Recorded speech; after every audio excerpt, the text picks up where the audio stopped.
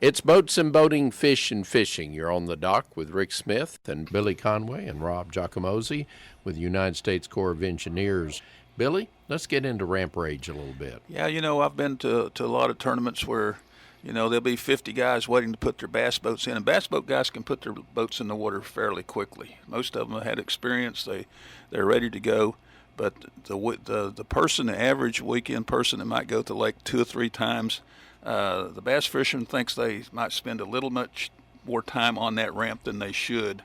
And therefore, I have seen ramp rage. What about that, Rob? We hear about it every summer.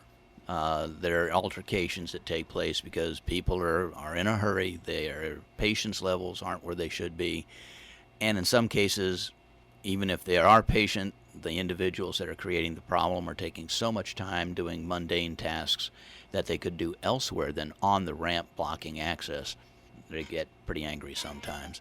Keep in mind that the boat ramp on a weekend is probably not the best place to learn to trailer your boat, all right, or to back up your trailer. Take a day during the week or find some place where there's some parking areas that aren't being utilized that you can practice so that when you go to the lake for that first few times that you are going to be one of the solutions and not one of the problems.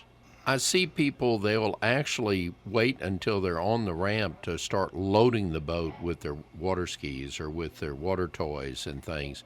And those kind of things, you've got plenty of room now in most of the core parks on our area lakes where you don't have to be on the turnaround or down on the ramp. You can do it up in the parking lot if you're wanting to wait till the last minute to do that, like taking off your transom saver or your tie downs on the trailer.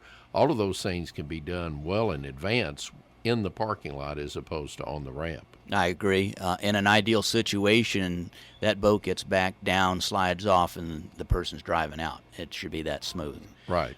And you mentioned the backing part.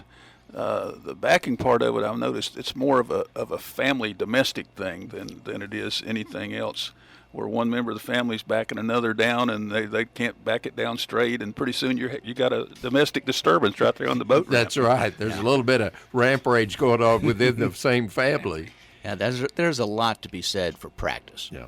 I believe that if we had to sum that up as far as our ramp rage discussion, if people took a little time to prepare prior to arrival, plan how they're going to approach getting onto the ramp with their gear in place, have everything ready to launch as they position their vessel, drop it in the water, get back out of the water, and allow the next person in. If everyone worked on that, the incidence that you'd see of this type of activity over the summer would be reduced dramatically. Exactly. And your idea of practicing in a parking lot somewhere for learning how to back and everything is excellent, because so many times people practice on the ramp when there are other people in line, and that can get very frustrating. It also depends on the size of the trailer. A small trailer is hard to back up, especially if you can't see it over the tailgate of your truck, and you're just finding yourself zigzagging down.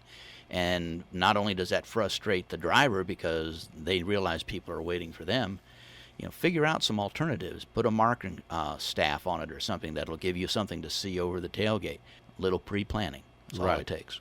One other thing, Billy, you and I have noticed this. The bass fishermen have been around this so much that they know not to turn their headlights on at night when you're on the ramp because it blinds the other drivers. So they'll just turn their courtesy lights on, and then that way you can see adequately. There's enough light there that you can see the ramp, and it keeps from blinding everyone else when they're trying to launch their boat, or actually in this case retrieve their boats.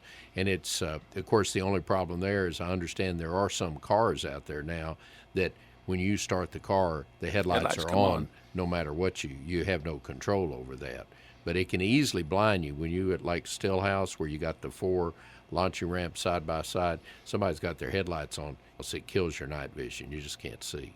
Anything else, Rob, before we let you go? Well, all I can end the broadcast with for my part is simply remind people, please wear those life jackets while you're on the water. Your life is a precious thing. We want you going home safely at the end of the day. Thank you, Rob. That's all the time we have on today's show. This is Rick Smith and Billy Conway wishing you clear horizons, fair winds, and tight lines.